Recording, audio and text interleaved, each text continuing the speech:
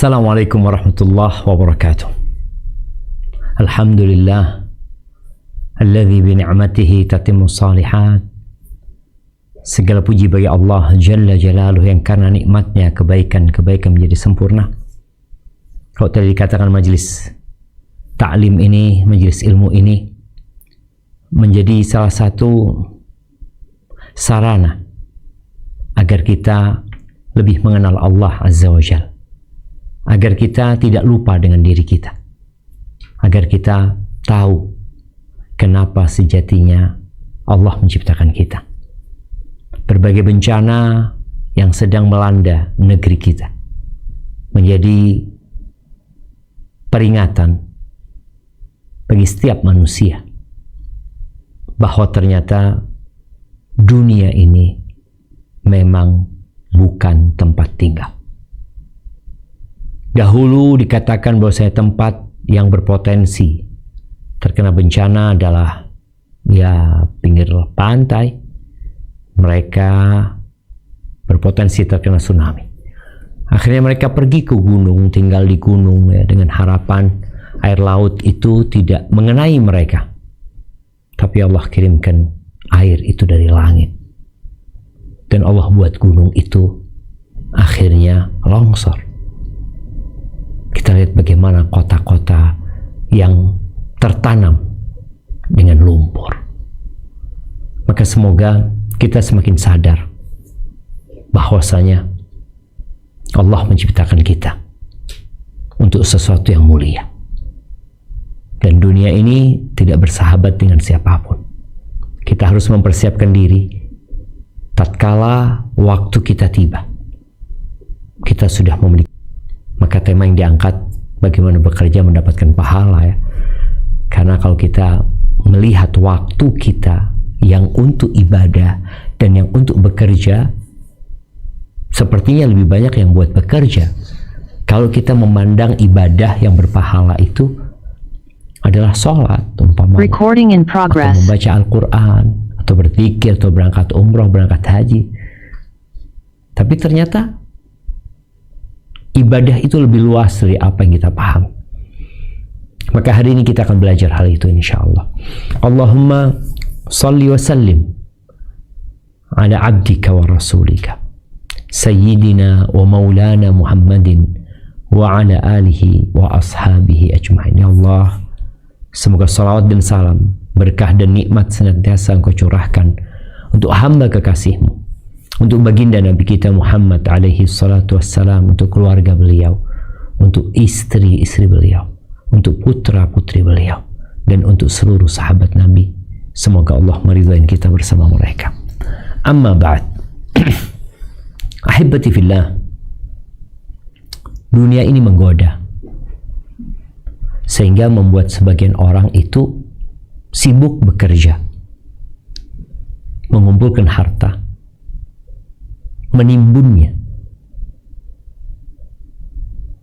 Tapi dia lupa bahwa ternyata harta yang dikumpulkan, uang yang dia simpan, dia akan tinggal selama-lamanya.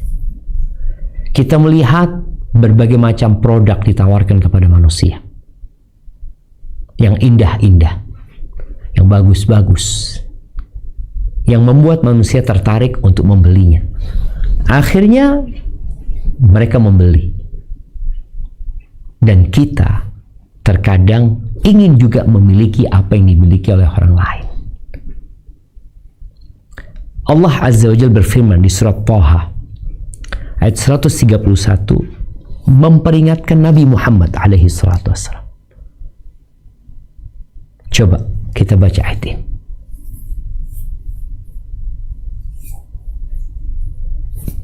Baik.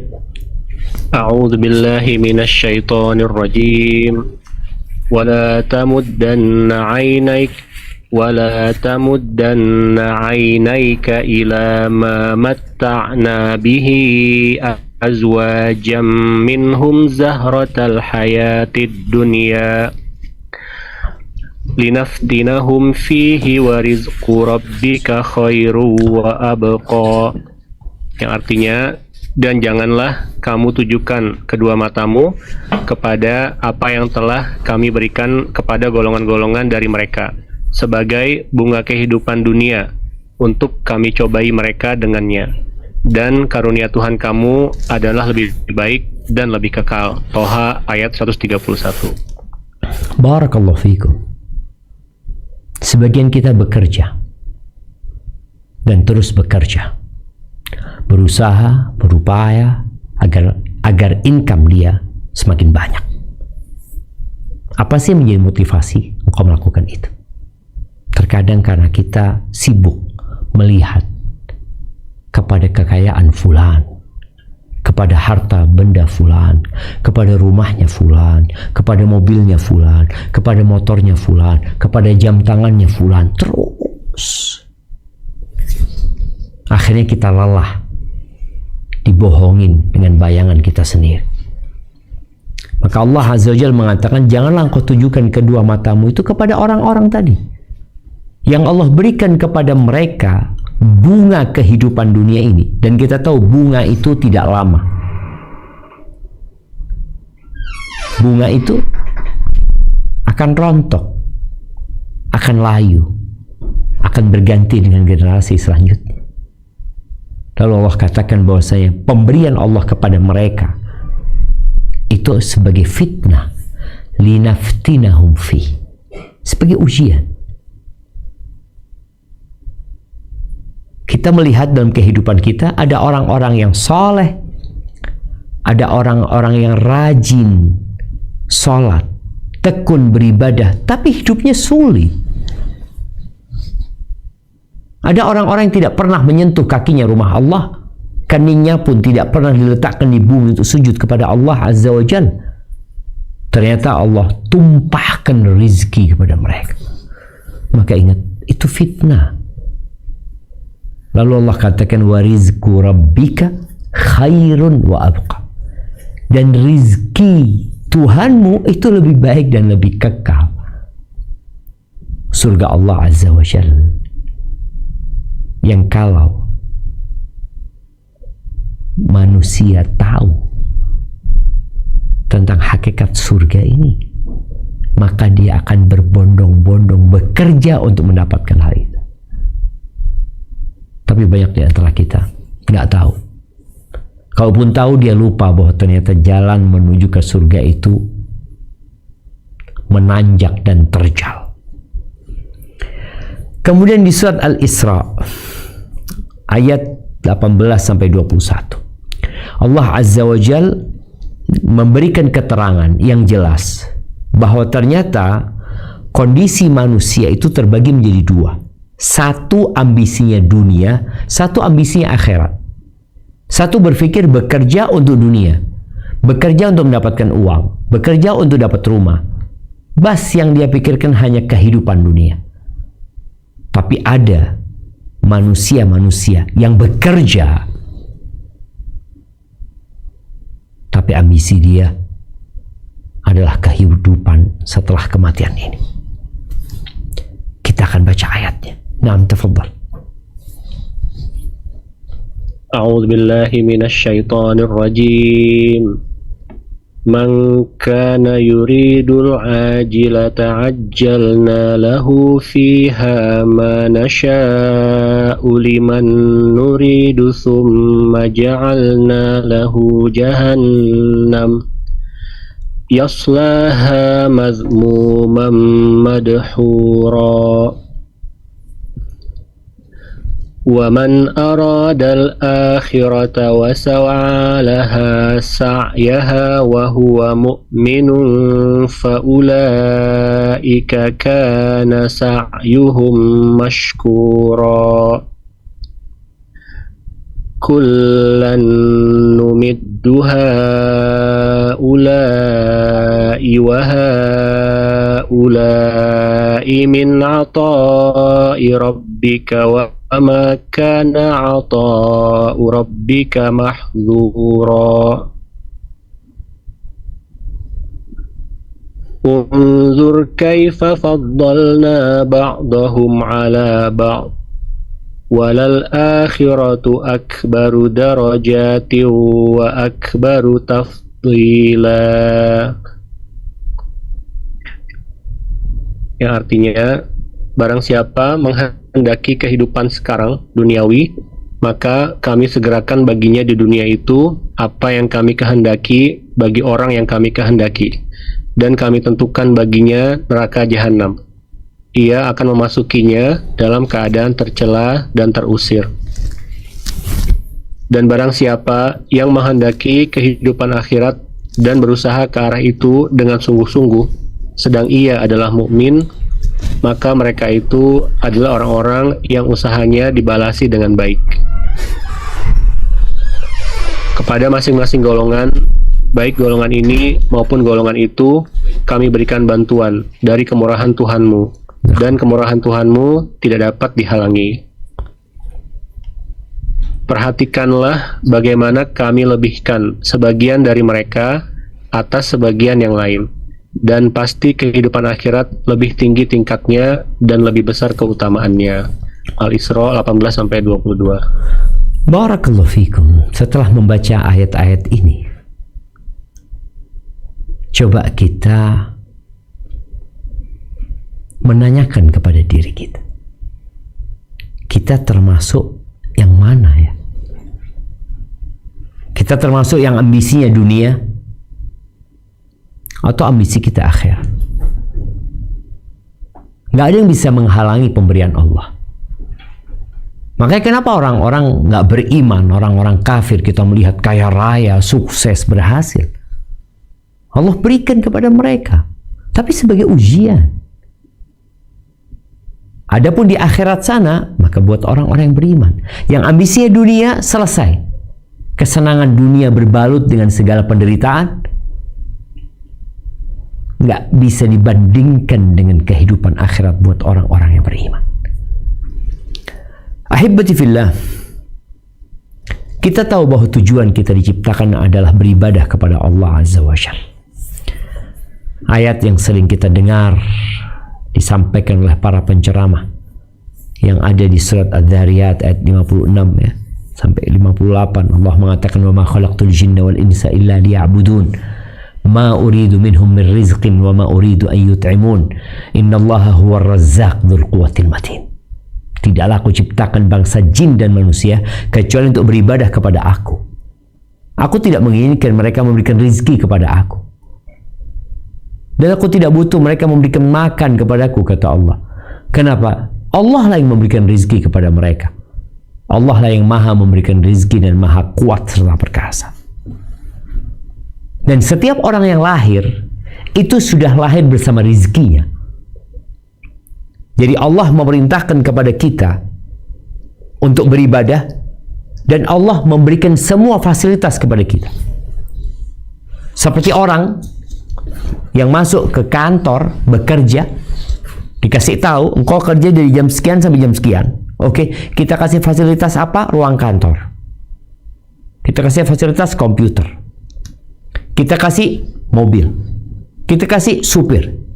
Kita kasih makan siang. Kita kasih, disebutkan fasilitas itu. Dan Allah menciptakan semua yang ada di muka bumi ini fasilitas untuk manusia. Tapi bukan berarti tatkala rizki itu sudah ditanggung kemudian kita tidak ada usaha. Engkau harus berusaha. Rizki itu ada yang mencarimu, ada yang harus dicari. Bicara makna ibadah, tujuan manusia diciptakan, Syekhul Islam rahimahullahu ta'ala mengatakan, ibadah itu adalah nama yang mencakup untuk segala sesuatu yang dicintai oleh Allah dan diridhai oleh Allah, baik itu ucapan atau itu perbuatan, baik itu yang zahir atau itu yang batin. Jadi semua ibadah. Tapi ibadah itu baru akan diterima ketika ada niat yang ikhlas lillahi ta'ala, kemudian sesuai dengan tuntunan Rasul sallallahu alaihi wasallam. Jamaah rahimakumullah, bagaimana supaya kerjaan kita itu bernilai ibadah dan menghasilkan pahala. Kalau kita lihat pekerjaan orang macam-macam, profesi mereka juga berbeda-beda. Ada yang jadi petani, ada yang pedagang, ada yang pegawai di kantor, ada mekanik di bengkel. Semua orang dengan profesi yang beragam, namun semuanya dapat menjadikan pekerjaan dia sebagai ladang pahala. Tapi ada syaratnya. Yang pertama, pekerjaannya harus pekerjaan yang boleh dalam kacamata syariat. Maka di sini diperlukan ilmu yang dengannya engkau dapat mengetahui apakah pekerjaan ini boleh atau tidak boleh. Karena banyak di antara masyarakat yang mereka bekerja bertahun-tahun dan baru sadar setelah 10 tahun bekerja di tempat itu, ternyata pekerjaannya haram. Ini bagi yang mau belajar. Tapi seharusnya sebelum engkau bekerja, siapapun dirimu, engkau perlu bertanya. Kepada siapa bertanya? Fas'alu ahla dzikri in kuntum la ta'lamun. Bertanya kepada mereka yang memiliki ilmu. Kalau kalian nggak ngerti. Maka berapa banyak manusia yang tatkala dikasih tahu bahwa pekerjaannya terlarang, dia nolak. Kenapa? Karena dia berpikir ini udah kerjaan dia nggak zalimin orang kok. Yang terjadi transaksi adalah ridha dengan ridha. Akhirnya sulit sekali dia akan kembali kepada Allah Azza wa Jalla. Maka di sini kalau ingin pekerjaannya berpahala, maka hendaklah pekerjaan itu pekerjaan yang diperbolehkan. Nggak boleh seorang bekerja di tempat riba, di tempat khamar, di tempat-tempat kemaksiatan, dan pekerjaannya tidak akan pernah jadi ibadah walaupun niatnya benar, karena pekerjaannya tidak sesuai dengan syariat. Yang kedua, pekerjaan itu akan berpahala kalau ada niatnya baik dan benar. Sejatinya semua amalan itu ada niatnya, dan semua orang akan mendapatkan apa yang dia niatkan. Maka bicara niat seorang muslim ketika bekerja, apa niatmu? Ada yang niatnya untuk menjaga kehormatan dirinya. Aku nggak mau minta-minta, aku nggak mau ngerepotin orang tua, aku nggak mau jadi benalu di masyarakat. Walaupun pekerjaanku mungkin ya tidak menghasilkan banyak, tapi aku punya niat yang baik. Boleh jadi mencukupi keluarganya, memberikan manfaat kepada umatnya, dan memakmurkan bumi ini sebagaimana Allah perintahkan. Pernah Nabi SAW bersama para sahabatnya melewatin seorang pemuda yang secara fisik itu bagus, dan secara kinerja, ya Allah, orang ini dedikasinya begitu tinggi sekali. Para sahabat yang melihat orang ini bekerja, mereka takjub. Maka kemudian mereka berkata, laita hadza fi sabilillah. Andai kata semangat dan kinerja dia ini dibuat untuk jihad fi sabilillah. Tentu sebuah amalan yang mulia. Maka kemudian Nabi SAW berusaha untuk meluruskan persepsi sahabat yang salah ini. Maka beliau mengatakan, in kana kharja yas'a, kalau tuh orang keluar dari rumahnya bekerja dalam rangka memberikan nafkah kepada anak-anaknya yang masih kecil, fahuwa fi sabilillah, maka dia terhitung fi sabilillah. Yang kedua, wa in kana kharaja yas'a ala abawaini syaikhaini kabirain, Kalau dia bekerja, keluar dari rumahnya, meninggalkan tempat tinggalnya, mencari pekerjaan, lalu bekerja dalam rangka memberikan nafkah kepada kedua orang tuanya yang sudah sepuh, fahuwa fi sabilillah. Dia tuh di jalan Allah, dia dapat pahala. Wa in kana kharaja yas'a liyu'iffa nafsahu. Kalau dia bekerja dalam rangka memberikan nafkah kepada dirinya, dalam rangka menjaga kehormatan dirinya, supaya dia tidak melakukan hal-hal yang haram, agar dia tidak menjadi benalu di masyarakat, maka dia di jalan Allah gitu. Di jalan Allah, walaupun dapat duit. Memang dia kerja cari fulus, tapi niatnya baik dan benar, maka dia dapat pahala. Tapi yang ketiga, in kana kharaja yas'a riya'an wa mufakharatan fahuwa fi sabili syaitan. Tapi kalau dia bekerja, keluar dari rumahnya, bekerja mengumpulkan harta dalam rangka berbangga-banggaan, dalam rangka riya, pamer kepada orang-orang dengan harta yang dia miliki, fahuwa fi sabili syaitan, maka dia di jalan setan, nggak dapat pahala di kerjaan.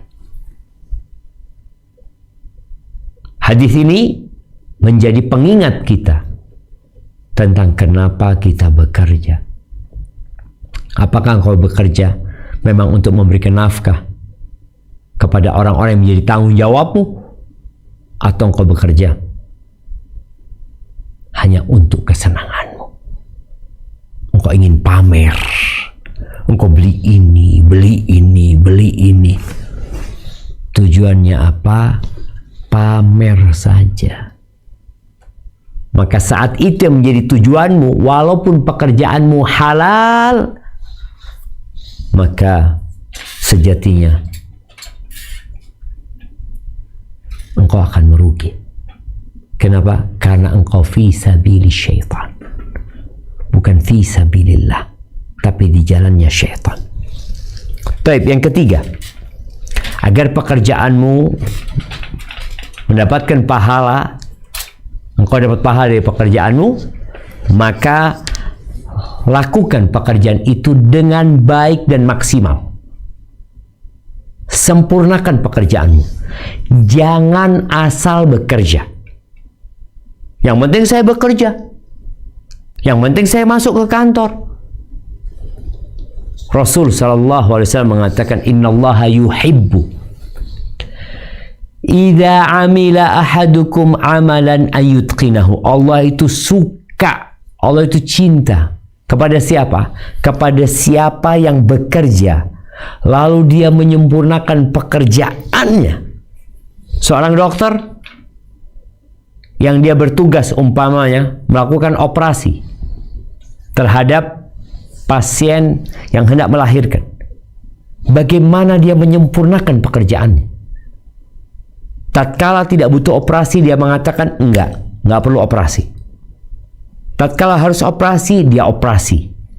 Tapi dia jahitannya dia baguskan, ya. Kemudian dia benar-benar memberikan pelayanan yang maksimal. Maka ketahuilah Allah akan cinta kepadamu. Jadi ibadah itu bukan hanya sholat. Sampai pekerjaan rutin kita, kalau kita kerjakan dengan baik dan sempurna, maka kita akan mendapatkan cinta Allah Azza wa Jalla. Apalagi kalau itu yang memang ibadah, seperti sholat umpamanya. Allah mengatakan, fawailul lil musallin, celaka orang-orang yang sholat. Sholat mereka tapi celaka. Gara-gara apa? Alladzina hum an sholatihim sahun, alladzina hum yura'un wa yamna'un al-ma'un. Ya, dia sholat tapi dia lalai dengan sholatnya, asal-asalan sholatnya.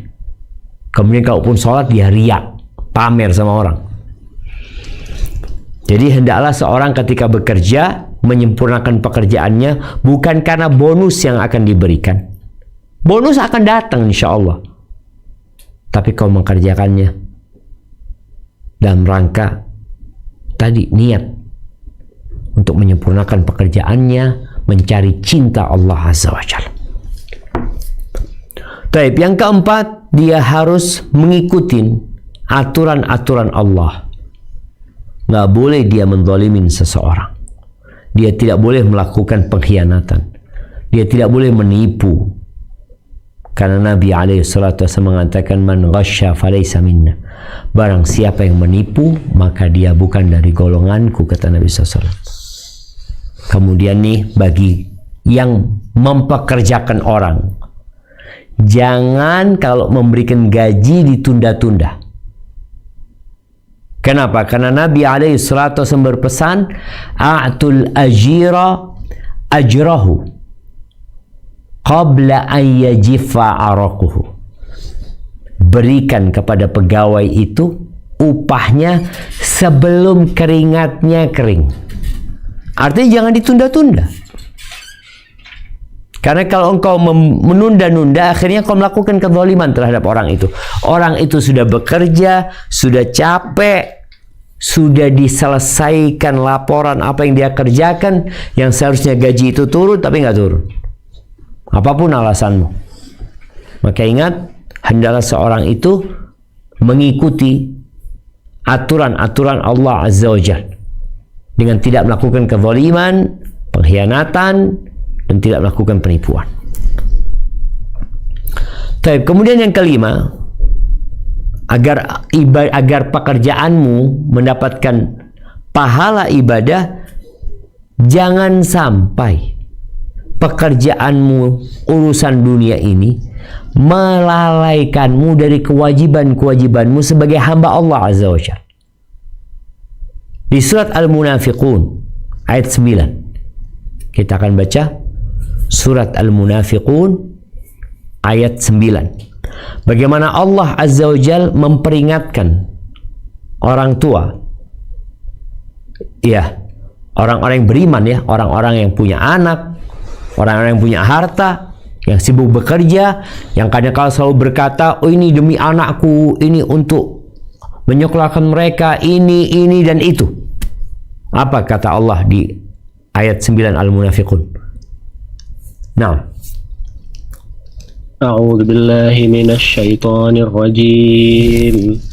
Ya ayyuhalladzina amanu la tulhikum amwalukum wala auladukum an dzikrillah wa may yaf'al dzalika fa ulaika humul khasirun. Yang artinya, hai orang-orang beriman, janganlah harta-hartamu dan anak-anakmu melalaikan kamu dari mengingat Allah. Barang siapa yang berbuat demikian, maka mereka itulah orang-orang yang rugi. Al-Munafiqun ayat 9. Barakallahu fikum. Tatkala seorang bekerja mencari harta, tapi ternyata pekerjaannya membuat dia lupa dari mengingat Allah Azza wa Jalla, nggak ada gunanya engkau kerja. Oh, kerjaanku halal, niatku baik. Halal, baik, tapi ternyata pekerjaanmu membuat engkau lupa dari kewajiban-kewajiban, maka hal itu akan menjadi bencana buat engkau. Di surat An-Nur ayat 37-38, Allah Azza wa Jal menceritakan tentang laki-laki yang sebenarnya. Jadi kalau bicara kewajiban memberikan nafkah, kewajiban bekerja, itu kewajiban seorang suami. Dia yang wajib memberikan nafkah, dia yang wajib berusaha dan bekerja, terus berdoa memohon kepada Allah Azza wa Jalla. Maka di surat An-Nur ini ayat 37-38, Allah memuji para laki-laki. Apa sih yang mereka lakukan sehingga mereka mendapatkan pujian dari Allah Azza wa Jalla? Silakan dibaca. A'udzu billahi minasy syaithanir rajim. Rijalul la tulhihim tijaratu wa la bay'un an dzikrillahi wa iqamis salati wa ita'iz zakah وإيتاء الزكاة يخافون يوما تتقلب فيه القلوب والأبصار ليجزيهم الله أحسن ما عملوا ويزيدهم من فضله والله يرزق من يشاء بغير حساب. Yang artinya laki-laki yang tidak dilalaikan oleh perniagaan dan tidak pula oleh jual beli dari mengingati Allah dan dari mendirikan sembahyang dan dari membayarkan zakat. Mereka takut kepada suatu hari yang pada hari itu hati dan penglihatan menjadi goncang. Mereka mengerjakan yang demikian itu supaya Allah memberikan balasan kepada mereka dengan balasan yang lebih baik dari apa yang telah mereka kerjakan, dan supaya Allah menambah karunia-Nya kepada mereka, dan Allah memberi rizki kepada siapa yang dikehendakinya tanpa batas. Surat Nur ayat 37-38. Subhanallah. Allah memberikan pujian kepada mereka yang berdagang, kepada mereka yang berniaga, kepada mereka yang melakukan transaksi jual beli. Tapi ternyata pekerjaan mereka tidak membuat mereka lupa dengan perintah-perintah Allah yang lainnya. An dzikrillah, mereka tetap berzikir kepada Allah, mereka tetap menegakkan sholat, mereka membayar zakat. Apa sih yang menjadi faktor pendorong mereka? Yakhafuna yawman tataqallabu fihi al-qulub wal absar. Mereka takut jemaah dengan hari kiamat. Rasa takut inilah yang mendorong orang untuk berupaya menyelamatkan diri. Kemudian kalau kita lihat sholat Jumat, Allah Azza wa Jalla mengatakan, ya ayyuhalladzina amanu idza nudiya ya ayyuhalladzina amanu idza nudiya lis-salati min yaumil jumu'ah fas'au ila dzikrillah wa dzarul bai'. Dzalikum khairul lakum in kuntum ta'lamun. Wahai orang-orang yang beriman, apabila dikumandangkan azan untuk sholat Jumatan nih, maka segeralah kalian menuju ke rumah Allah Azza wa Jal. Tinggalkan jual beli. Transaksi itu yang sangat menguntungkan tatkala dengar azan Jumat, tinggalin. Terus berangkat ke mana? Ke masjid. Dan sayangnya kita melihat ya, banyak masyarakat yang masih telat ke masjid. Masih telat ke masjid. Padahal sejumat sekali. Datang terakhir, pulang pertama. Tapi kalau untuk urusan dunia, Masya Allah, dia masuk pertama, pulang terakhir. Toko dan usahanya nggak pernah tutup. Demi menghasilkan harta dan harta. Maka orang yang seperti ini, yang dia berniaga, dia berdagang, yang pada hakikatnya kalau diniatkan tadi untuk memberikan nafkah kepada kedua orang tua yang sudah sepuh, dia akan dapat pahala. Tapi ternyata tidak. Bahkan pekerjaannya membuat mereka lalai dari mengingat Allah Azza wa Jalla. Tapi yang keenam, jadi seorang muslim ketika dia bekerja, hendaklah dia yakin, seyakin-yakinnya bahwa rizki itu dari Allah. Ingat, bukan tempat kerja kita yang ngasih rizki sama kita. Bukan karena kita ASN kita mendapatkan rizki. Bukan karena kita lulusan SMA kita dapat rizki, lulusan kuliah dapat rizki, enggak. Kita melihat anak-anak bayi dapat rizki. Siapa yang ngasih rizki? Allah Azza wa Jalla. Maka keyakinan ini akan membuat orang ketika bekerja tidak bergantung kepada pekerjaannya. Mau tempat usahanya terbakar, mau tempat usahanya tertimbun air, dia tetap yakin rizki dia bukan di tempat kerja itu. Wa fis samaa'i rizqukum wa ma tu'adun. Di langit rizki kalian dan apa yang dijanjikan kepada kalian. Ahibati fillah, di surat Al-Mulk yang dianjurkan untuk dibaca setiap hari, setiap malamnya sekali, di ayat 21, surat Al-Mulk ayat 21, Allah Azza wa Jal berfirman, Apa kata Allah? Nah, surat Al-Mulk ayat 21.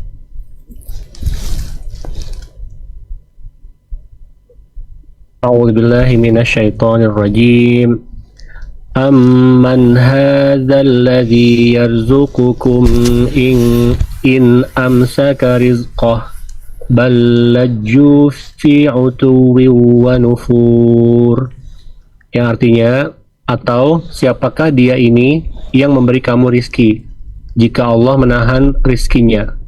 Sebenarnya mereka terus-menerus dalam kesombongan dan menjauhkan diri. Al-Mulk ayat 21. Allahu Akbar. Siapa yang ngasih rizki? Allah Azza wa Jalla.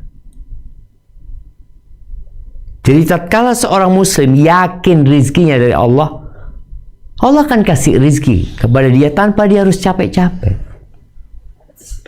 Kata Nabi alaihi salatu wasallam, "Lau annakum tawakkaluna 'ala Allahi haqqa tawakkuli." Kalau kalian bertawakal kepada Allah dengan sebenar-benarnya tawakal, la razaqakum kama yarzuqut tayr. Allah akan memberikan rezeki kepada kalian sebagaimana Allah memberikan rezeki kepada burung. Taghdu khimasan wa taruhu bitanan. Pagi harinya pergi dalam kondisi kosong perutnya, sore udah penuh. Bagaimana burung-burung itu tidak pernah menyimpan apa yang dia dapatkan. Yang dia makan hari itu, itulah rezeki dia. Besok kalau masih ada umur, dia akan dapat rezeki. Kalau tidak, mungkin dia ketangkap oleh pemburu. Ya udah, berarti rezekinya hanya sampai di situ. Ahibati fillah. Jadi setelah kita yakin bahwa rezeki dari Allah Azza wa Jalla, maka laksanakan tugas di rezeki yang Allah sudah berikan. Bukan dikasih rezeki sama Allah, kasih tanggung jawab. Apa tugasmu? Diapakan ini uang? Diapakan ini harta? Kau punya kendaraan dipakai buat apa? Kau punya handphone dipakai buat apa? Gitu. Dan Allah Azza wa Jalla mengingatkan manusia tentang bagaimana seharusnya mereka menunaikan kewajiban-kewajiban yang ada dalam harta tersebut.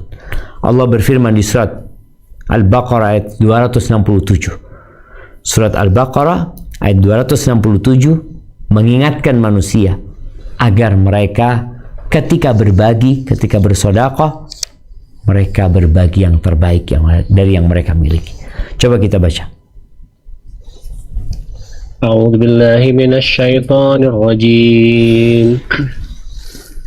Ya ayyuhalladzina amanu anfiqu min thayyibati ma kasabtum wa mimma akhrajna lakum minal ardh ولا تيمموا الخبيث منه تنفقون ولستم بآخذيه إلا أن تغمضوا فيه واعلموا أن الله غني حميد.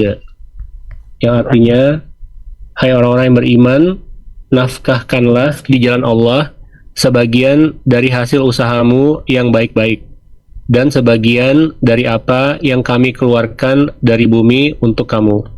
Dan janganlah kamu memilih yang buruk-buruk, lalu kamu nafkahkan darinya, padahal kamu sendiri tidak mau mengambilnya, melainkan dengan memincingkan mata terhadapnya. Dan ketahuilah bahwa Allah Maha Kaya, lagi Maha Terpuji. Al-Baqarah 267.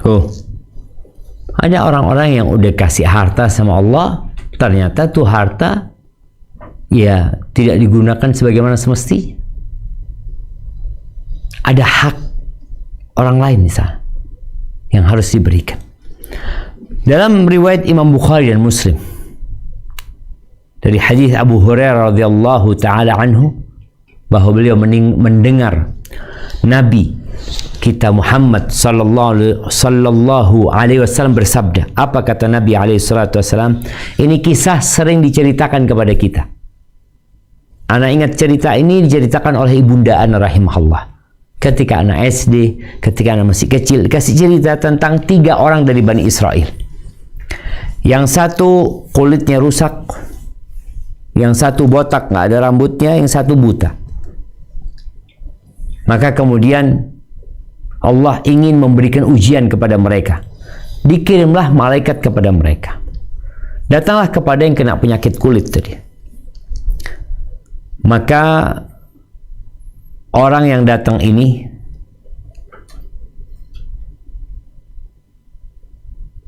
berkata kepada yang datangnya malaikat. Allah kirim malaikat kepada mereka. Datang kepada yang kulitnya rusak, ditanya, ayu syai'in ahabbu ilaik, apa sih yang paling kau sukai? Kata dia, ya kulit yang bagus, kata dia, yang warnanya juga cerah gitu ya, dan orang-orang nggak lagi menyisihkan aku atau mengasingkan aku. Lalu diusap sama malaikat ini, sembuh totalnya. Dikasih warna kulit yang indah dan kulit yang indah. Warnanya indah, kulitnya sendiri indah. Lalu ditanya sama malaikat ini, harta apa yang paling kau sukai? Maka dia mengatakan, ya kalau bicara harta, onta atau sapi. Dalam riwayat Ishaq ada keraguan di situ. Maka kemudian dikasihlah onta. Dikasih onta yang sedang hamil. Lalu malaikatnya mendoakan, barakallahu laka fiha, semoga engkau diberkahi di sana. Selesai cerita orang yang punya penyakit kulit tadi. Datanglah kemudian kepada yang botak. Ditanya, apa sih yang kau inginkan? Semua orang punya ambisi, punya angan-angan. Kata dia, ya aku kepingin punya rambut yang bagus gitu loh. Akhirnya setelah dia mengatakan punya rambut yang bagus, dan aku tidak ingin dikucilkan lagi sama masyarakat gitu, diusaplah orang ini, kemudian rambutnya tumbuh. Dia sosoknya menjadi sosok yang tampan dan menyenangkan. Lalu ditanya, harta apa yang paling kau cintai? Kata dia, ya sapi. Maka dikasihlah sapi yang sedang hamil. Lalu didoakan, barakallahu laka fiha. Lalu datang kepada orang yang buta, ditanya, apa yang paling kau sukai? Kata dia, ya aku berharap aku bisa melihat lagi, sehingga aku bisa memandang kepada manusia. Maka diusapkan, hilanglah kebutaan dia, sehingga dia bisa dapat melihat. Ditanya, harta apa yang paling kau cintai? Qalal ghanam, yang paling kau cintai adalah domba. Maka diberilah orang ini domba. Domba yang sedang hamil. Kemudian kembali kepada cerita 3 orang itu. Yang pertama mendapatkan onta yang hamil tadi, sehingga dia punya onta yang banyak. Yang punya dengan kasih sapi yang hamil, sehingga sapinya melahirkan. Kemudian yang terakhir ini, yang dapat kambing ini juga, dia akhirnya menjadi kaya raya. Tapi kemudian Allah kirim lagi malaikat ini dalam wujud yang tidak dikenali oleh 3 orang ini. Lalu berkatalah malaikat ini, rajulun miskin. Dia mengatakan, aku ini orang miskin. Rajulun miskin. Aku nggak bisa melanjutkan perjalanan. Qadin qata'at biyal hiban fi sabri, nggak bisa aku melanjutkan perjalanan, nggak punya bekal aku lagi, kata dia. Maka fala balagha liyal yawm illa billah, aku nggak akan bisa sampai ke tempat tujuan kecuali dengan Allah. Setelah itu ya dengan pertolonganmu mungkin. Maka aku memohon dengan yang telah memberikan kepadamu kulit yang indah, warna yang bagus, aku minta kepadamu 1 ekor onta, supaya aku bisa tunggangin, sehingga aku bisa kembali ke tempat tujuanku. Apa kata orang yang kulitnya rusak ini? Qala al-huquq katsira. Hak-hak orang itu banyak gitu loh. Nggak bisa ngasih kau gitu loh. Ada banyak. Padahal cuma bohong ya orang ini. Lalu malaikat ini menunjukkan seakan-akan dia sadar dengan orang ini. Dia berkata, ka'anni a'rifuka. Kayaknya aku kenal sama engkau, kata dia. Alam takun abras yakdharukan nas, bukankah engkau dulu kena penyakit kulit tadi sehingga orang-orang jijik meninggalkan engkau? Faqiran fa'ataka Allah, engkau dulu miskin, enggak punya apa-apa. Udah dikasih ujian, kasih harta sama Allah. Itu setelah dia dulunya miskin. Lalu dikasih tahu, aku kayaknya tahu sama engkau dulu sakit ya. Kemudian Allah sembuhkan engkau. Kemudian engkau dulu miskin, kemudian engkau jadi Allah berikan kecukupan. Apa kata orang ini? Aku dapat seperti ini warisan. Aku itu bukan perintis. Aku itu penikmat waris. Dia mau ngomong seperti itu.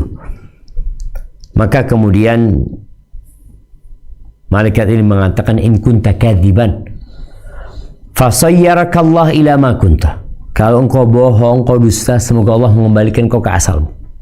Dan betul, orang itu nanti kembali ke asalnya. Kemudian datang lagi kepada yang botak, sama pertanyaannya dan sama pula jawabannya. Dia minta seekor onta yang bisa dia jual atau apa sehingga dia bisa sampai ke tempat tujuannya. Maka orang ini mengatakan, al-huququ katsirah, hak-hak orang itu banyak gitu yang harus dikasih, dan aku itu tadi punya harta yang harus diberikan kepada orang, banyak hak-hak orang-orang datang kepada aku gitu loh, nggak dikasih aja. Lalu malaikat ini mendoakan, kayaknya aku kenal sama engkau dulu botak tuh ya, yang rambutmu nggak ada, engkau dikucilkan sama masyarakat, lalu Allah berikan harta kepadamu, engkau nggak mau bantu. Maka setelah itu didoakan lagi, semoga Allah kembalikan engkau sebagaimana engkau semula. Lalu yang terakhir datang kepada orang yang buta. Faqala rajul miskin wa ibnis sabil, aku ini orang miskin, aku tuh nggak bisa pulang, terputus jalannya, bekalnya nggak ada. In qatat bil hibal fi safari, aku nggak bisa melanjutkan perjalanan kecuali dengan pertolonganmu, kemudian pertolongan diri, kecuali dengan pertolongan Allah, kemudian pertolonganmu. Maka aku memohon kepada orang buta, kepada Allah yang telah mengembalikan penglihatanmu, aku minta 1 ekor kambing yang dengannya aku bisa sampai ke tempat tujuanku. Apa kata orang buta ini? Fawallahi la ajhaduka al-yawm syai'an akhadtahu lillah. Faqala amsik alayka malak atau amsik malak innama ibtulitum faqad radiya anka wa sukhita ala sahibai. Ketika orang buta ini mengatakan, terserah engkau fadl, engkau ambil yang kau mau, lalu malaikat mengatakan, aku ini sebenarnya utusan Allah Azza wa Jalla untuk memberikan sebuah ujian kepada fulan tadi, orang kaya raya yang akhirnya kurang sedekahnya. Dan bagaimana orang buta ini mengatakan, aku tidak akan menuntutmu dengan sesuatu apapun yang engkau ambil, fadl. Maka ahibati fillah, betapa banyak faedahnya dari hadis ini. Semoga kita bisa menyimpulkan sendiri ya, orang-orang yang memiliki rasa hasad, iri dan dengki. Jadi hendaklah seorang muslim melaksanakan apa yang diwajibkan kepadanya.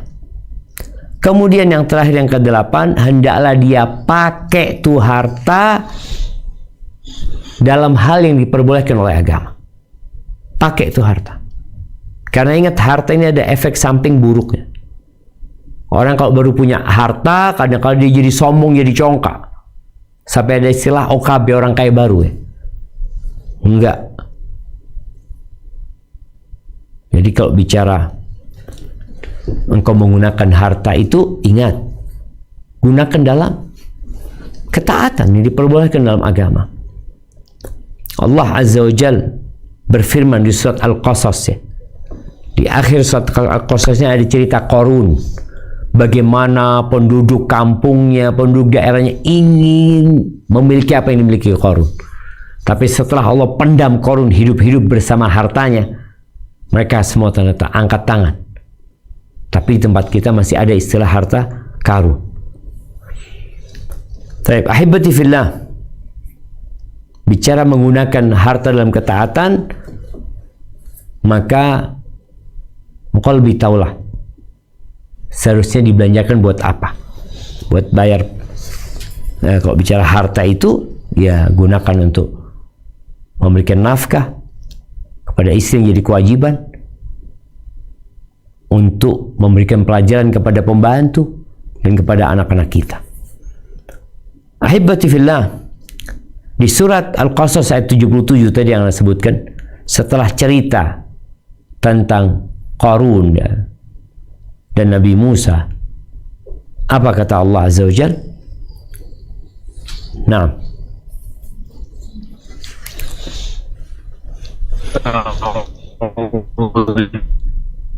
billahi minasyaitonir rajim. Kakallahu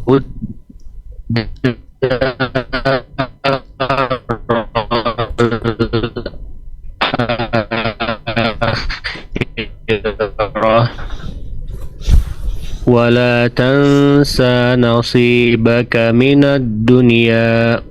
coba dibaca lagi dong. Wala ilaik wala tabghil fasada fil ard wala innallaha la yuhib.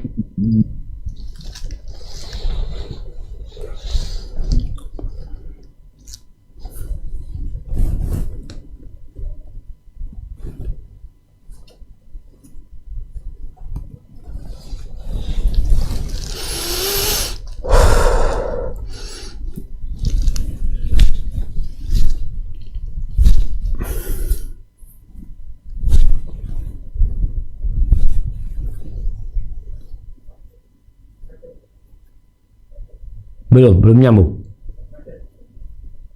Anda lanjutkan. Anda baca artinya ya. Taib, nunggu sampai connect ya dari. Udah Ustaz, udah gabungan Ustaz ya. Fadal. Artinya, dan carilah pada apa yang telah dianugerahkan Allah kepadamu kebahagiaan negeri akhirat, dan janganlah kamu melupakan bagianmu dari kenikmatan duniawi, dan berbuat baiklah kepada orang lain sebagaimana Allah telah berbuat baik kepadamu, dan janganlah kamu berbuat kerusakan di muka bumi. Sesungguhnya Allah tidak menyukai orang-orang yang berbuat kerusakan. Allahu Akbar. Ini nasihat disampaikan kepada Qarun, tapi dia tidak mau mendengarnya. Dia malah berbangga-banggaan dengan hartanya. Bukan dipakai untuk yang halal, yang dia akan ditanya dari mana dia dapat duit dan kemana dia infakkan.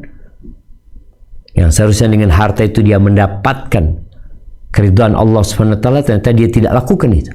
Disuruh berbuat baiklah engkau kepada manusia sebagaimana Allah berbuat baik kepadamu. Tuh harta Allah yang ngasih ya. Jangan pernah berpikir bahwasanya harta itu karena usahaku, karena perjuanganku. Karena Allah yang kasih kepadamu. Kalau bicara berjuang, berapa banyak orang yang berjuangnya lebih melelahkan daripada dirimu, tapi lebih susah hidupnya. Maka berbuat baiklah kepada manusia sebagaimana Allah berbuat baik kepadamu, dan jangan membuat kerusakan di muka bumi. Tuh harta jangan dipakai buat kerusakan. Allah nggak suka dengan orang-orang yang berbuat kerusakan. Ahibati fillah, 7 perkara tadi yang disebutkan. Dari mulai pekerjaannya harus halal, kemudian dia harus niat yang baik ya, sampai yang terakhir yang baru saja kita baca. Kalau seorang muslim ketika bekerja dia menghadirkan 7 perkara tadi, maka dia akan disebut orang ahli ibadah walaupun tidak sedang di bihara, tidak sedang di masjid, tapi dia akan disebut orang yang ahli ibadah. Maka tolong orang yang punya harta, lihatlah. Kalau kau sudah berusaha, niatmu kalau engkau ingin berbakti sama orang tua, berikan kepada orang tua. Kalau niatmu untuk menjaga kehormatan dirimu, jagalah kehormatan dirimu. Tapi ingat, engkau dapat menjadi orang yang ahli ibadah walaupun tidak di masjid. Di antara caranya adalah ittaqil maharim. Kata Nabi SAW, hindari yang haram-haram. Takun a'badan nas. Engkau akan menjadi orang yang paling ahli ibadah. Barakallahu fiik. Itu mungkin dapat Anda sampaikan pada kesempatan kali ini. Kita masuk ke sesi tanya jawab. Anda kembalikan ke Dr. Rian. Jazakallah khair. Baik. Barakallahu fiik Ustaz Syafiq, jazakallahu khair Ustaz atas ilmu dan atas waktunya Ustaz. Jadi ada 7 poin ya Ustaz ya, agar pekerjaan kita itu menjadi ibadah juga bagi kita. Baik, pada para audiens kita ada waktu sekitar 30 menit untuk berdiskusi atau tanya jawab dengan Ustadz. Ana mulai dulu Ustadz ya, dari kolom chat dulu nih Ustadz. Yang di kolom chat itu sudah banyak nih Ustadz. Yang pertama Ustadz, ada pertanyaan dari partisipan. Afwan Ustadz, izin bertanya, bagaimana sholat duha di jam kerja? Tafadhol Ustadz. Barakallahu fiik. Naam. Bagaimana hukum sholat duha di jam kerja? Ini orang kan cari pahala. Tadi kita udah bahas pekerjaan itu akan mendapatkan pahala kalau memiliki kriteria yang tadi disebutin. Gimana kalau kita mau melakukan ibadah khusus seperti sholat duha di waktu jam kerja? Boleh atau tidak? Maka ditanyakan kepada tempat kerjanya. Apabila tempat kerjanya memperbolehkan hal itu, itfadhal. Jadi ada hal-hal yang tidak mengganggu pekerjaan dan kantor memperbolehkan, silahkan. Seperti orang mau ke toilet ya boleh, tapi kan toilet darurat, sahih. Kalau sholat duha enggak darurat, maka berbeda. Maka hendaklah kau mempertanyakan hal itu kepada tempat kerjamu. Kalau dibolehkan, asalkan bukan di waktu-waktu yang padat, maka silahkan. Tapi kalau tidak dibolehkan, jangan. Engkau harus menjalankan tugasmu dan engkau mendapatkan gaji dan upah dari pekerjaan itu. Tapi gimana aku ingin? Boleh jadi engkau sebelum masuk kerja. Kalau masuk jam 8, kau sampai jam 8:04 bisa sholat duha. Dan ingat, sholat duha ini nggak harus di masjid, nggak harus di musola. Boleh jadi engkau sholat duhanya di tempat kerjamu. Hamparkan sejadah, atau nggak pakai sejadah, Allahu Akbar, di tempat kerjamu tadi. Engkau tidak meninggalkan tempat kerjamu. Dan kalau ada CCTV yang mengawasimu, tahu bos engkau sedang sholat. Engkau tidak menyembunyikan. Jadi berkaitan dengan hal itu, tolong diperhatikan. Ada yang sudah kita terikat kontrak dan menjadi kewajiban buat kita. Ada ibadah yang sunnah. Jadi yang wajib harus lebih diutamakan daripada yang sunnah dan anjuran. Hadza wallahu a'lam bissawab. Naam. Barakallahu fiik Ustaz. Jazakallahu khair Ustaz atas penjelasannya Ustaz. Ini ada pertanyaan lain Ustaz Syafiq. Ada bagaimana kalau di tempat kerja itu ada kebijakan yang cukup kontroversial. Jadi jilbab yang tadinya boleh syar'i sekarang malah tidak dibolehkan lagi yang jilbab yang syar'i. Itu bagaimana saran dari Ustaz? Jazakallahu khair Ustaz. Barakallahu fiikum. Iya. Berkaitan dengan jilbab yang merupakan pakaian seorang muslimah ya. Banyak orang-orang yang beranggapan yang penting menutup. Yang penting tertutup, yang penting kulitnya tidak terlihat, maka sudah cukup. Maka di sini tugas kita bersama ya, untuk memahamkan ke tempat kerja kita. Di mana kita kerja, bagaimana sebenarnya sih jilbab yang syar'i dan bagaimana seorang muslim harus melakukannya. Maka tadi kalau kondisinya disebutkan dia tidak boleh berjilbab yang syar'i, entah seperti apa modelnya yang dikatakan tidak syar'i, jadi berusaha semaksimal mungkin untuk menjadikannya syar'i, menjadikannya tidak menunjukkan lekak-lekuk tubuhnya. Jadi ketika dia umpamanya harus pakai celana, bagaimana atasannya lebih panjang sehingga menutupin bagian belakang tubuhnya. Kalau warna, memang tidak ada warna yang ditetapkan berkaitan dengan jilbab syar'i. Maka paling tidak bagaimana kau perlebar pakaianmu. Jadi berusaha sesuai dengan kemampuan. Walaupun nanti ketika pilihannya memang ada orang-orang yang kerja kemudian harus lepas jilbabnya, ya lain lagi. mungkin keluar menjadi lebih baik. Dan tolonglah jamaah kita ini yang sudah dikasih kesempatan untuk pakai jilbab syar'i untuk melakukan pekerjaan dengan maksimal. Tadi udah dibahas, Allah itu suka, Allah cinta kepada orang-orang yang kalau kerja disempurnakan pekerjaannya. Sehingga orang-orang yang pakai jilbab syar'i ini, yang pakai pakaian syar'i ini, yang menjalankan sunnah Nabi SAW ini, dinilai oleh tempat kita kerja sebagai orang-orang yang baik. Selama pakaiannya tidak mengganggu pekerjaan mereka. Dan ternyata mereka dapat dapat menyempurnakan, dapat membaguskan pekerjaan mereka. Insya Allah ini jadi poin tambahan buat mereka. Karena kadang-kala gara-gara ada orang-orang yang tidak menjalankan tugasnya dengan baik, dan mereka adalah orang-orang yang pakai jilbab syar'i, akhirnya dilarang nantinya. Jangan sampai itu terjadi. Hadza wallahu a'lam bissawab. Barakallahu fiik Ustaz atas penjelasannya Ustaz. Ini kami mengundang pertanyaan langsung ya Ustaz.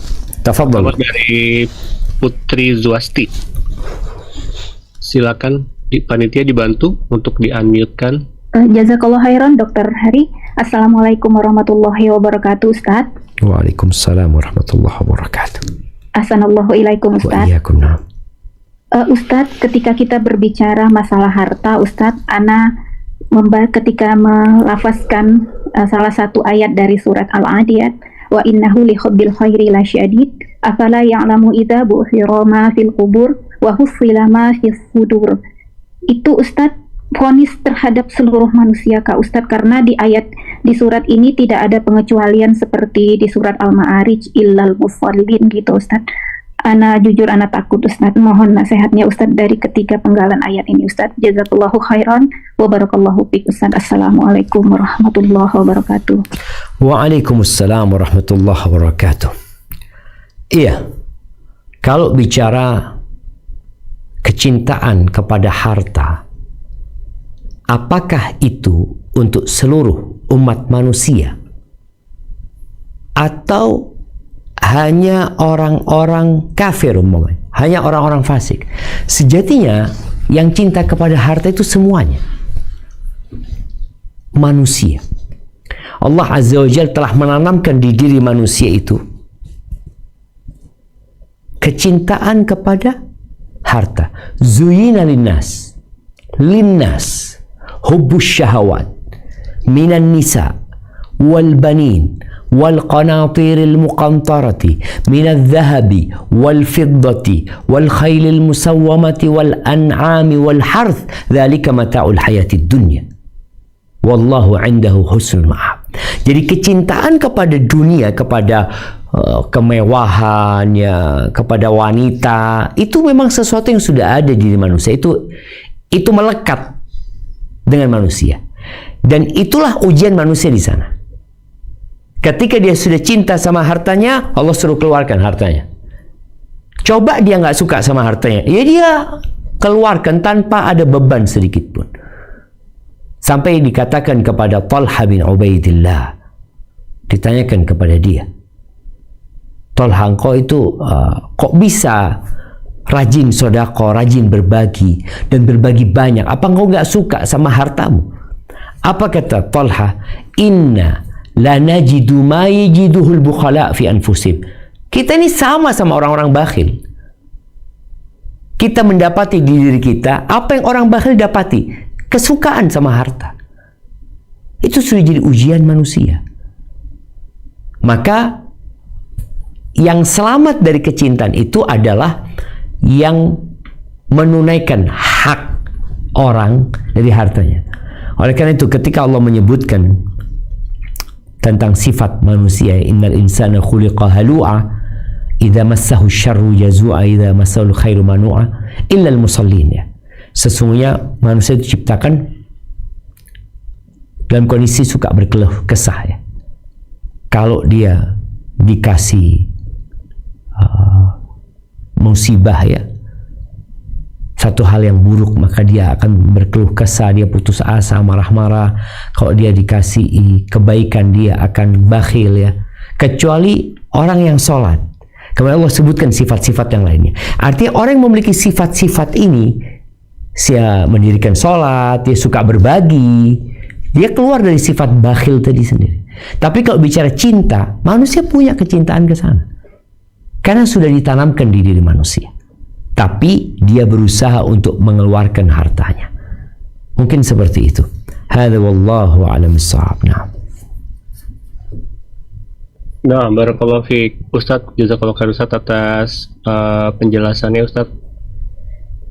Terima kasih Ibu yang sudah bertanya langsung tadi. Berikutnya dari kolom chat dulu Ustadz ya. Ini nggak tahu terkait dengan kerjaan atau bukan Ustadz. Assalamualaikum Ustadz. Izin bertanya, bagaimana caranya kita sabar ketika dizolimi oleh orang lain? Mohon pencerahannya Ustadz. Barakallahu fiik. Iya, bicara kezaliman. Allah mengharamkan kezaliman atas dirinya, dan Allah mengatakan kepada hamba-hambanya fala tadzalamu, ya, dalam sebuah hadis qudsi. Bagaimana sikap kita menghadapi kezaliman? Tergantung kezaliman yang dilakukan. Boleh jadi sifat kita adalah bersabar. Boleh jadi sifat kita memaafkan. Boleh jadi yang kita lakukan enggak. Kita nggak boleh mendiamkan kezaliman ini. Karena kalau kezaliman ini didiamkan, boleh jadi kezaliman ini akan merajalela. Contoh nih, ada orang yang nipu kita. Kemudian kita maafkan. Bagus kau maafkan dia. Tapi jangan sampai nih orang melakukan kezalimannya kepada kawan-kawanmu, kepada orang lain. Ada orang yang pinjam uang sama kita dan tidak bayar. Dan ternyata fulan ini memang kerjanya pinjam sana, pinjam sini dan tidak pernah bayar. Oke, mungkin yang bagian kita ikhlaskan, nggak apa-apa. Tapi kita menuntut juga nggak apa-apa. Tapi bagaimana dengan orang-orang lain? Jangan sampai jadi korbannya fulan. Jadi kita harus melihat orang-orang yang zalim ini. Ada orang membunuh. Dalam agama kita ini kezaliman yang sangat dahsyat ya, ketika orang melakukan pembunuhan. Dan sikap keluarga dari orang yang dibunuh itu boleh memaafkan, boleh nuntut agar orang itu dikisos. Maka lihat, kalau orang ini dengan dimaafkan, dia akan jadi lebih baik karena dia akan bertobat kepada Allah tanpa modelnya benar-benar menyesal gitu lah. Maka mungkin dimaafkan. Tapi kalau kita lihat ini nggak menyesal nih orang, dan boleh jadi kalau dimaafkan akan ada korban-korban lainnya, bunuh saja orang itu. Jadi dengan keputusan pengadilan ya. Jadi agar kita bisa bersabar menghadapi orang-orang yang zalim itu, yang pertama kita perlu membuat berbagai macam prasangka kebaikan buat dia. Boleh jadi dia melakukan itu karena nggak sengaja, boleh jadi dia melakukan hal itu karena terpaksa, macam-macam lah. Kita cari alasan agar kita bisa bersabar menghadapi orang itu. Kemudian yang kedua, kita lihat keutamaan sabar. Boleh jadi dengan kita bersabar, orang itu akan berubah. Boleh jadi dengan kita memaafkan, orang itu akan menjadi lebih baik. Kemudian ya pahala yang disediakan buat orang-orang yang sabar, biasanya itu juga akan memotivasi orang untuk dapat bersabar. Contohnya ketika di tempat kerja kita dapat atasan yang zalim ini dan itu, yang pilih kasih, ya udahlah kita minta sama Allah. Hak-hak kita yang tidak diberikan, daripada kita ribut, daripada bikin sakit hati, udah mintanya sama Allah Subhanahu wa taala. Hadza wallahu a'lam bissawab. Nah, barakallahu fiik, jazakallahu khair Ustaz atas penjelasannya Ustaz. Ini pertanyaannya banyak banget ya Ustaz di kolom Zoom. Barakallahu fiik. Ada coba pilih-pilih Ustaz ya yang relevan ya Ustaz ya. Yang berikutnya Ustaz ada pertanyaan tentang zakat profesi Ustaz ya. Bismillah, Assalamualaikum warahmatullahi wabarakatuh. Semoga Allah merahmati, melindungi dan memberikan kesehatan kepada Ustaz dan kru dan para jamaah sekalian. Izin bertanya Ustaz, bagaimana perhitungan terkait zakat profesi menurut syariat Islam secara ringkas Ustaz? Jazakallahu khair, barakallahu fiik Ustaz. Barakallahu fiik ya. Sebenarnya Islam sudah menetapkan ya apa saja yang wajib zakat. ada syarat-syaratnya. Harta juga ada macam-macamnya. Berkaitan dengan syarat zakat mal ya, uang secara khusus ya, emas dan perak umpamanya, itu syaratnya harus sampai nisab dan sudah berputar 1 tahun, haul. Nisab itu sekarang, Anda nggak tahu ya hitungan rupiahnya, tapi 85 gram emas murni. Ya kalau sekarang harga emas 2 juta, berarti 170 jutaan. Ya, 170 juta. Nisab. Jadi kalau sudah sampai nisab, engkau harus keluarkan. Tapi ada syarat lain, yaitu haul. Sudah berputar 1 tahun. Namun ternyata zakat itu boleh dipercepat. Jadi kalau zakatmu sudah sampai ini, uangmu sudah sampai nisab, boleh engkau percepat. Tapi kalau ternyata nggak sampai nisab, engkau nggak wajib zakat. Inilah indahnya Islam. Tapi sebagian kita berpikir, oh ini demi kebaikan, berbuat baik. Enggak. Silahkan dia bersedekah. Tapi dia nggak wajib zakat. Karena dia, umpamanya bicara zakat profesi, orang ini gajinya 5 juta. Dan dia nggak punya harta juga yang cukup nisabnya. Maka dia nggak wajib zakat. Kalau dipotong ya jadi sedekah, bukan zakat. Kenapa? Karena dia nggak wajib zakat. Yang wajib zakat itu orang yang punya uang, yang punya emas atau perak tadi, senilai 85 gram emas, dan setahun nggak berkurang. Kalau uangnya jadi 80 gram emas, nggak wajib zakat dia. Kan dia punya duit, tapi nggak wajib, karena nggak nyampe ke sana. Itulah indahnya Islam ya. Walaupun tadi mungkin ada sebagian ulama yang ya mengatakan nggak ada masalah zakat profesi itu, ya mungkin masuknya nanti jadi sedekah. Karena engkau bukan orang yang wajib zakat. Boleh jadi kau terima zakat. Hadza wallahu a'lam bishawab. Nah, barakallahu fiik Ustadz, jazakallahu khair Ustadz atas jawabannya Ustadz. Ini berikutnya kami pindah Ustadz ya ke pertanyaan langsung kepada Ibu Ida Rasyad. Anda persilakan. Silakan Ibu Ida. Ya, jazakallah khairan host. Assalamualaikum warahmatullahi wabarakatuh Ustadz. Waalaikumsalam warahmatullahi wabarakatuh. Assalamualaikum Ustadz. Semoga Allah selalu menjaga Ustadz dan keluarga dan tim SRB. Ustadz, Afwan, Ana ingin dimurojaah tentang pekerjaan sebagai perawat. Pernah mendengar katanya perawat itu adalah pekerjaan yang baik dan amal dan ibadah yang menyangkut dengan pekerjaan membantu orang ya Ustadz. No. Tapi apakah pekerjaan perawat ini tetap dihalalkan Ustadz ketika mesti merawat pasien yang tidak sejenis Ustadz? Karena Anda sendiri sempat berhenti bekerja sebagai perawat waktu itu, dan pekerjaan itu yang hanya Anda tekuni, merawat jompo Ustadz. Bagaimana dari pandangan salaf tentang perawat jompo yang merawat kakek-kakek yang sudah tidak ada syahwat, tapi harus merawat higienisnya itu Ustadz, memandikan dan sebagainya.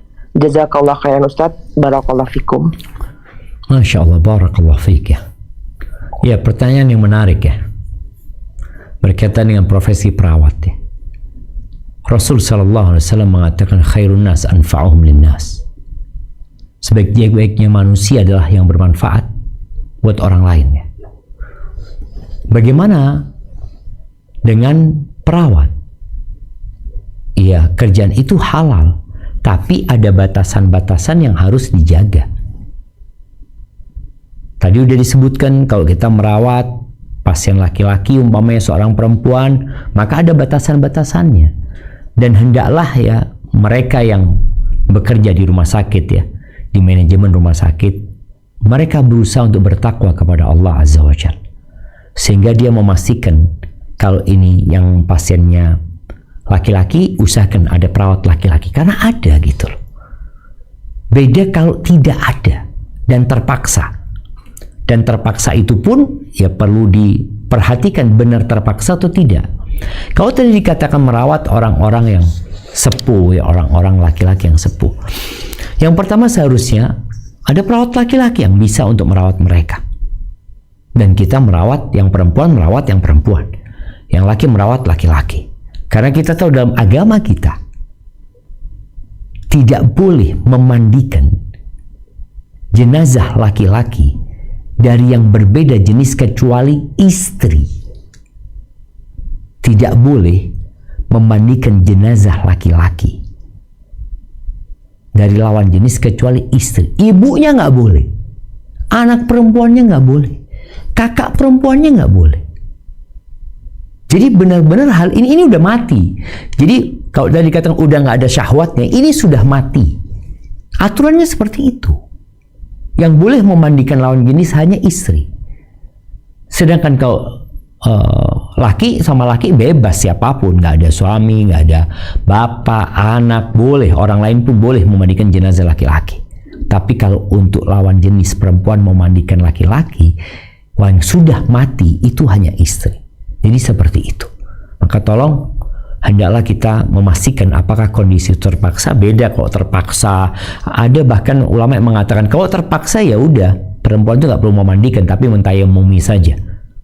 Atau memandikan dengan menghindari tempat-tempat yang tidak boleh memang dilihat atau disentuh. Jadi seperti itu. Hadza wallahu a'lam bissawab. Nah, barakallahu fiik Ustaz atas jawabannya Ustaz. Ini anak lanjut, masih ada waktu Ustaz ya? Bismillahirrahmanirrahim. Baik Ustaz, Ana persilakan Ibu Ummu Nur Firdaus yang untuk bertanya langsung kepada Ustaz. Silakan Ibu.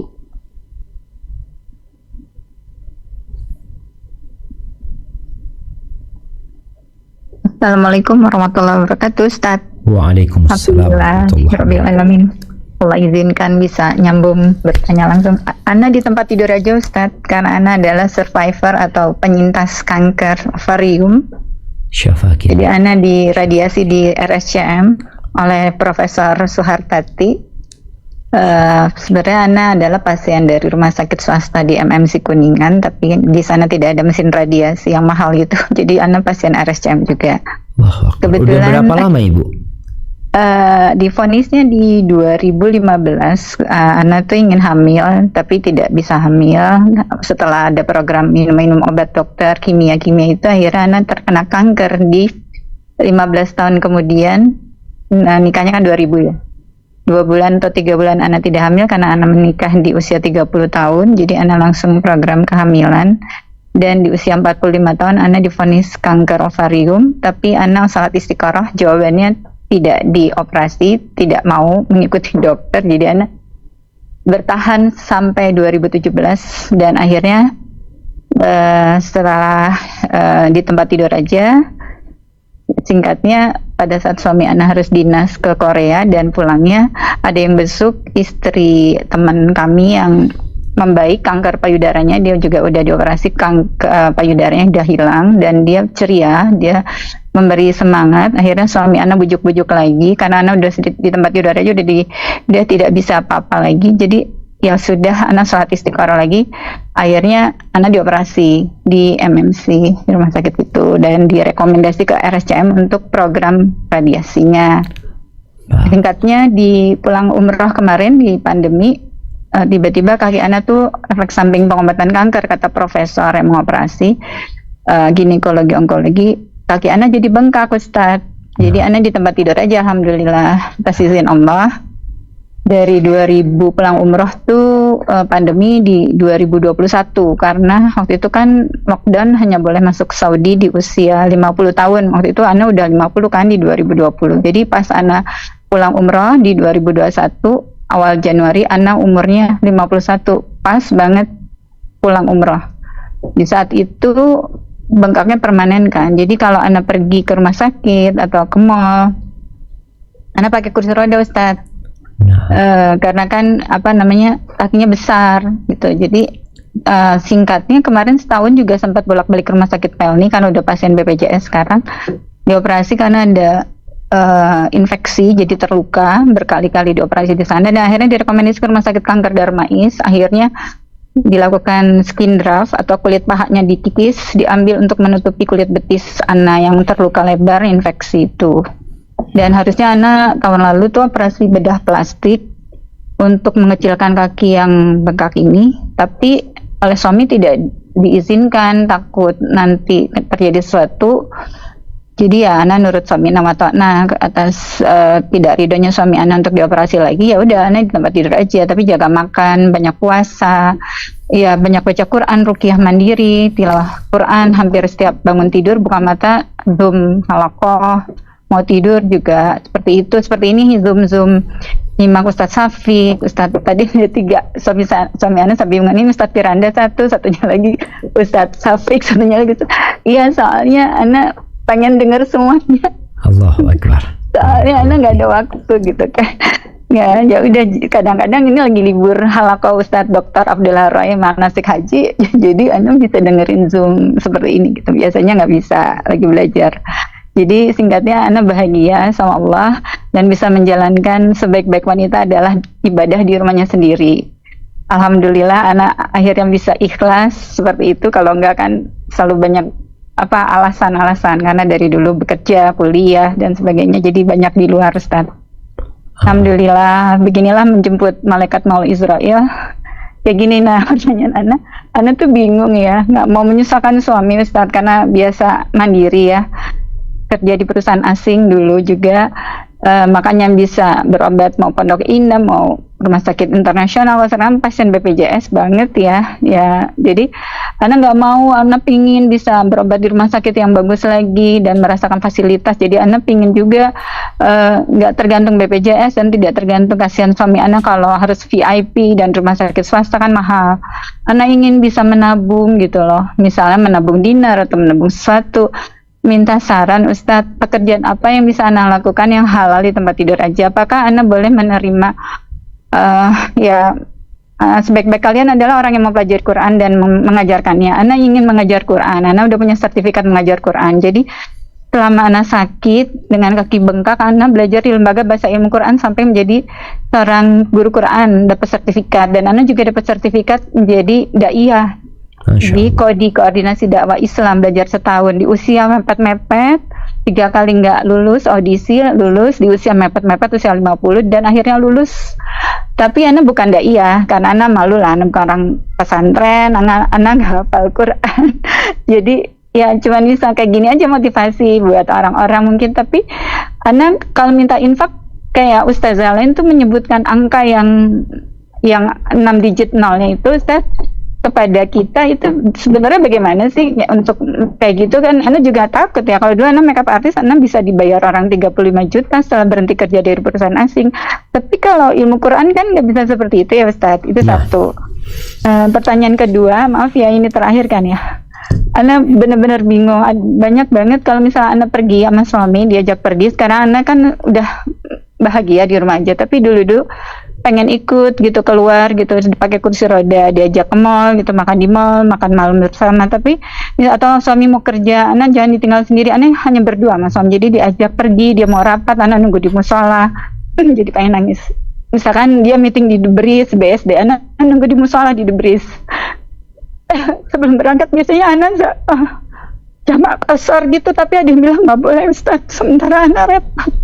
Ana kan pakai gamis, jilbabnya panjang. Kalau misalnya Ana sholat, Ana ngerasa nggak bersih, kena najis. Makanya akhirnya Ana memutuskan, kalau sama Ustadz Salafi juga sih, mungkin belum paham ya. Ya udahlah, kalau nggak boleh jamak qasar, lebih baik Ana di rumah aja. Cuman 24 jam di tempat tidur aja Ustadz.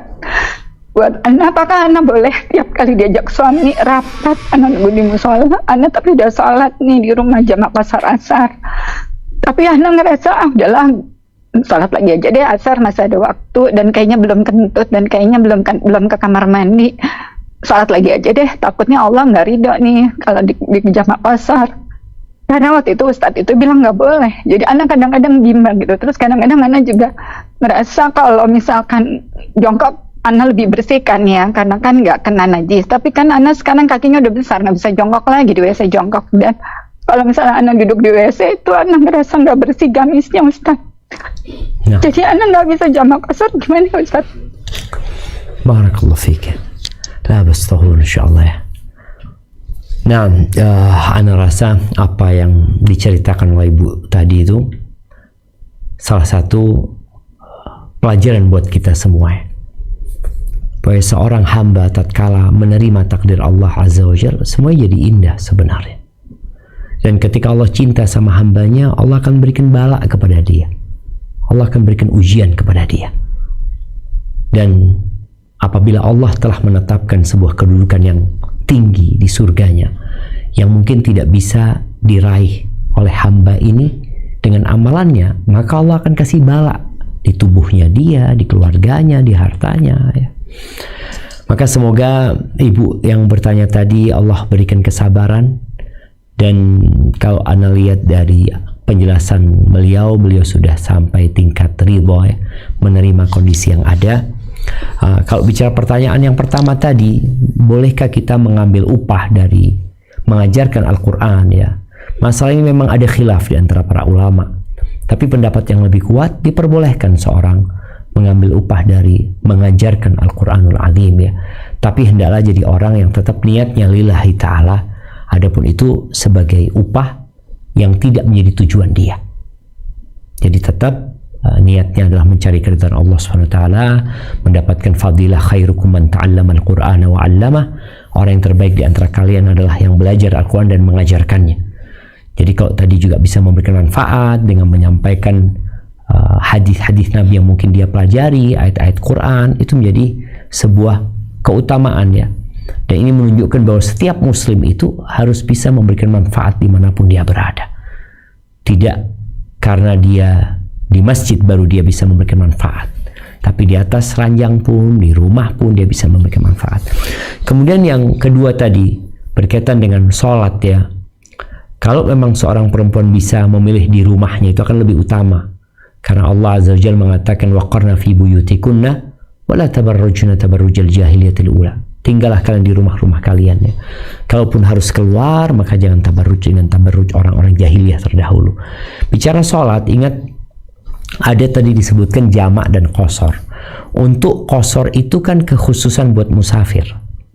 Jadi kalau ibu tadi dikatakan musafir, maka boleh. Tapi kalau tidak musafir, tapi karena kondisi yang diperbolehkan itu adalah jamak saja, tanpa qasar, maka silakan dijamak apabila kondisinya memang menuntut untuk jamak. Tapi kalau bisa tidak menjamak, jangan dijamak. Adapun qasar kekhususan buat musafir. Kalau tadi dikatakan di rumah dia sudah jamak qasar karena dia musafar, anggap, ya. Lalu ternyata di tempat tujuan tadi nunggu di musola umpamanya, tahu-tahu udah masuk waktu sholat, ya. Kemudian ada sholat berjamaah, maka silakan kalau ingin sholat berjamaah bersama imam yang ada, tapi jatuhnya itu sholat sunnah, bukan sholat wajib. Jadi seperti itu. Maka semoga Allah mengangkat penyakit ibu dan mengangkat penyakit dari saudara-saudara kita yang sedang sakit, dan Allah memberikan kesembuhan, memberikan afiah, dan menghapuskan dosa-dosa serta mengangkat derajat. Mungkin itu menjadi pertanyaan terakhir pada kesempatan kali ini. Ana mohon maaf, dan semoga kita bisa terus mencari keridhaan Allah bersama-sama. Ana kembalikan ke Dr. Rian. Jazakumullah khair.